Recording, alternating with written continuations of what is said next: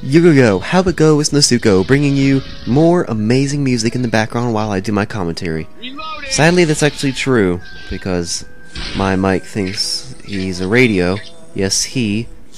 I don't know. Anyways, I want to talk about the gameplay before I get on with the actual commentary really fast. It's probably going to be Left 4 Dead. I'm not looking at the gameplay as I'm doing this commentary, but it's probably going to be Left 4 Dead. And my audio, I think I said this before, my audio when I record, like whenever there's too much noise going on or something, it like flushes it out.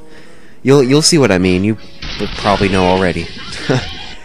It's just complete crap, and I can't help it as far as I know. If you have any ideas of how to fix it, let me know, please.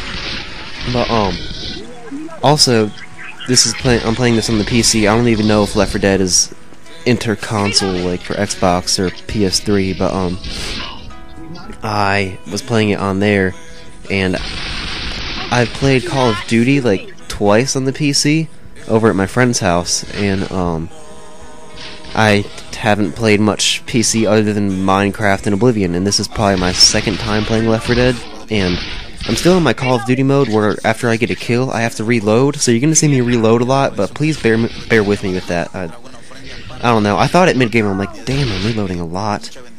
And I think... No, I'm not going to spoil anything. But anyways, I am creating this new series, and this should be the first episode of Why You Rant That Shit. It's actually a inside joke. Many of you might not know that. Inside joke. It's based off this little podcast called Painkiller Already, PKA. Some of you know it, some of you don't. It's based off the inside joke of why you stream that shit. You may have seen that in the comments before and be like, what is he talking about? But yeah, it's just a stream thing back when times that don't need to be recalled. But anyways, the first episode, which you probably have seen in the title, is a good old rant about the government. Yeah! So, where do I start? Let me start off by saying this is just the United States. Maybe it affects people around the world. I assume it does, because it involves people in different countries, nations, continents. But to start off, America claims to be a free country. America, United States, whatever, we are free to the extent that we don't infringe on other people's freedom. And that makes perfect sense. That's ethical. I agree with that. But the United States government, I feel like, has been trying their hardest to contradict that idea. And that idea goes against the Constitution. And I wonder, because our judicial branch is supposed to repeal laws that are unconstitutional, that infringes on one of our rights in the Constitution, such as the first 10 Amendments, the Bill of Rights, freedom of speech, and, say, the SOPA and PIPA Acts, which were a long while back by now. Those could have infringed, possibly, on our freedom of speech, because it makes it harder for us to express ourselves if websites that we normally go to talk to people and express our opinions get taken down. And we just can't access certain websites because they just take the website down because somebody says, oh, this person's making my business go down the hole. Bring that damn website down right now. And then they just bring it down. That's not freedom. And the thing I wonder about SOPA and PIPA too is that maybe I'm wrong and there's like different domains or whatever for like foreign countries or whatever, and they could access websites even though the United States took it down for us, but I am not too sure about that, so I don't see how that bill got even considered in the first place, because it just seems so unfair and unconstitutional, not just nationally, but internationally. And then comes everybody's favorite thing, health insurance. I'm glad I don't pay health insurance, but that's in a different story. So, in the United States, we have to pay for car insurance. It's a law to pay for car insurance. If our DMV catches us without car insurance, then we could get in big trouble. I heard that it's the same in Belgium, but the thing with the difference in here in Belgium is that we in America do not have to pay for health insurance, and both me and my buddy in Belgium believe that it's a little bit more important to have health insurance than to protect your car. I mean, your life or your attack of metal, whatever. I think health insurance is more important, and we both think that everybody should have health insurance. However, the problem in America is that we just can't afford it. A lot of us can't afford it. Like my family, we cannot afford it. And with the Obamacare Act, which you've more than likely heard of before, it's basically going to make us require us to pay health insurance. And if we don't pay health insurance, then we're going to get in trouble, just like if we don't have car insurance. And I don't see why that's going to change anything, because we don't pay health insurance because we can't afford it. We already have to pay car insurance, we already have to pay for food, we have to pay for our electric bill, our water bill, we have to pay for a million stuff, mortgage, college funds, everything. Gas money. Gas is getting ridiculously expensive, and we just can't afford health insurance.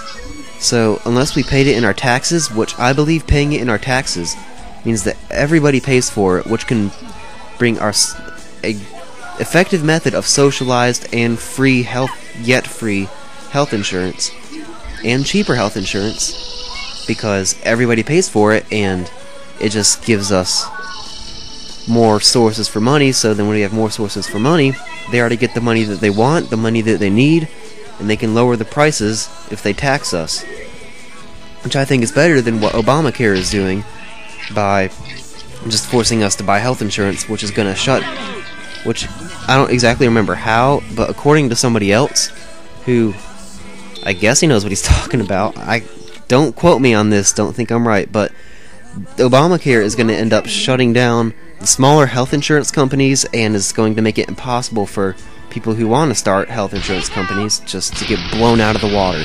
They're just not going to be considered. There's going to be only the biggest health insurance companies left, and then with that, people lose jobs, and it just becomes an exponential problem.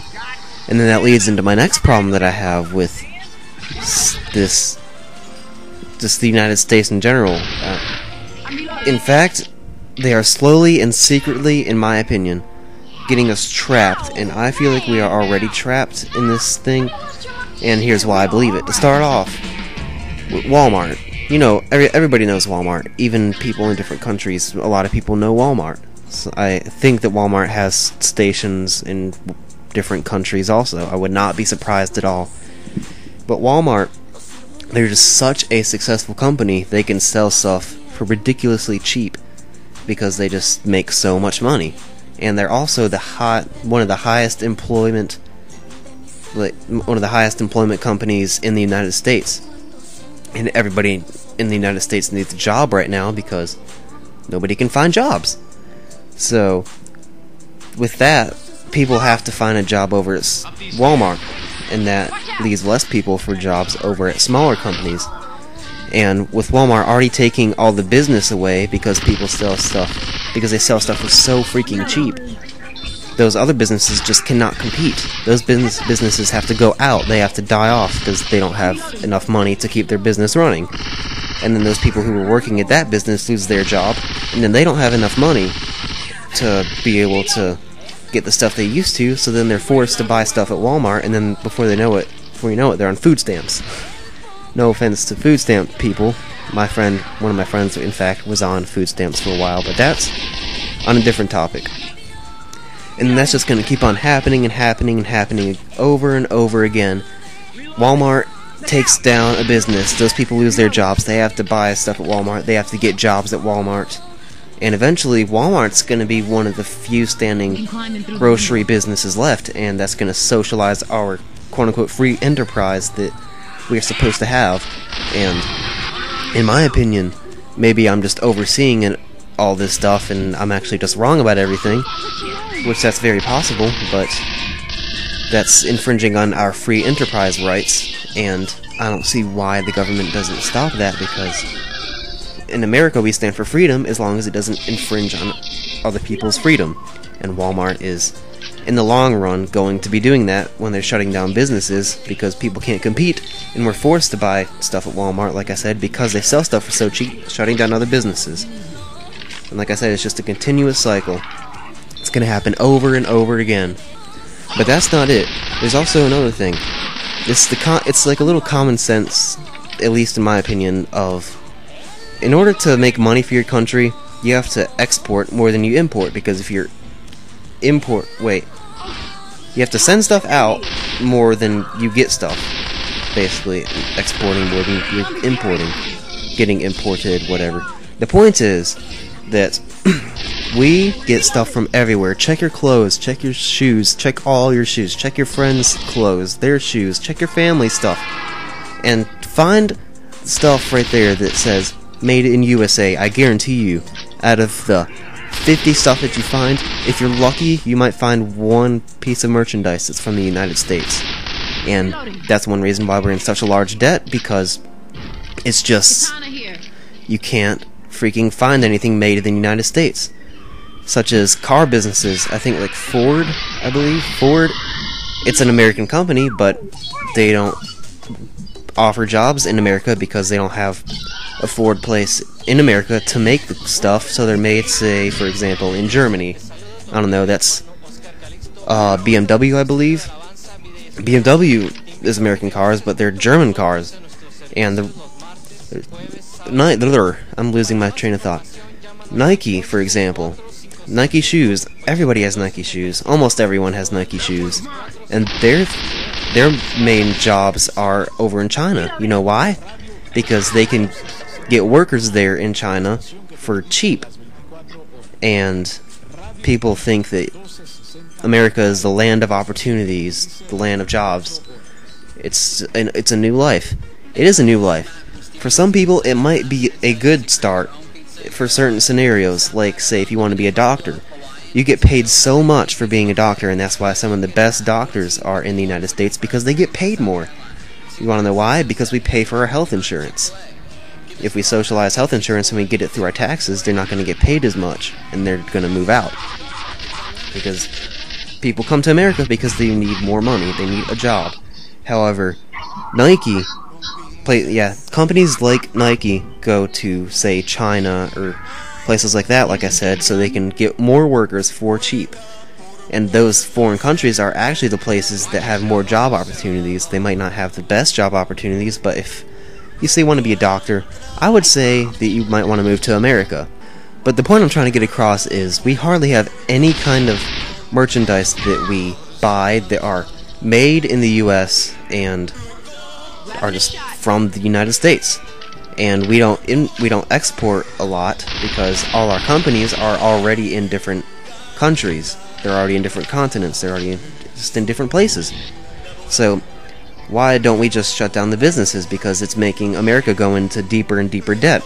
Well, if we shut down Nike because we just don't buy Nike merchandise anymore, they can't do stuff anymore. I mean, you think that's a nice choice, but that's actually not a good choice, because shut Nike down, suddenly China gets in debt, and then it gets our United States economic problem into a worldwide problem, which is something we don't need, especially with other economies already struggling, and us making other economies weaker is not going to help us recover at all, because suddenly we have less merchandise to buy because Nike is a huge company. A lot of shoes are Nike, and suddenly we can't have Nike shoes anymore. Then if we protest about other companies and then they end up shutting down because miraculously we all come together and decide to not buy merchandise that's from other countries, we still don't have jobs, or we still don't have companies in America that can make this merchandise, and we don't have the money to make those companies. So we do that. We don't have the money to make companies in the United States, yet at the same time, if we keep getting all this imported stuff from Nike, from BMW, all these car companies, anything else, toys, kids' toys are all from China. At least from what I've noticed in my childhood. But in doing all that, we get more and more into debt until eventually our economy just shuts down and fails, and then the United States just shuts down. We die off. But like I just said, if we go and protest miraculously and we shut down some of the biggest businesses in the world, which is never going to happen, but if on the odd chance that it does, nothing good's going to come out of it, because then suddenly every other place gets shut down, and then the United States takes down the world with us. The economies fail. And before you know it, we're the Mayans all over again because we just can't keep up with our technology and we can't buy stuff anymore and we'll be forced to be separated. And, I mean, as odd as that sounds, that's actually true. As unlikely as that's going to happen, it's what's going to happen. Either the United States goes down or we all go down, including the United States. And it's a really scary concept to me, and maybe like I said, I'm just overthinking things, but to me it makes a lot of sense. And that makes me want to move to a different country. I've seriously thought about moving to Canada. I even have a friend over there who's willing to house me for a while and get me started and live in Canada for a while. I'm too young to move to Canada right now, but I would love to get a passport, move to Canada, because Canada is a safer place, in my opinion. I like the cold. I'm a northerner in my blood. However, I was born and raised in the South. My family has been in the North and Europe for generations and generations over. That's not the point, though. I'm probably going to end up moving to Canada. I would not be surprised if I do. But this has been a long enough commentary. I hope you guys enjoyed this. If you did, leave a like, and look forward to episode 2 of Why You Rant That Shit. So, I guess I'll see you guys next time. So, peace out! Also, don't forget to let me know what you guys think of this entire situation. What do you think's gonna happen? Let me know in the comments. Put 3 comments worth of 500 freaking characters. I don't care. I love reading comments. I can read comments for hours if I wanted to. So put something down there, please. Let me know what you guys think. What you think a solution might be, because I don't see a solution in all this. So, let me know what you guys think. And I want to ask you, I'm not going to do anything if you don't follow this, but I want to ask you guys to please stay polite and respectful.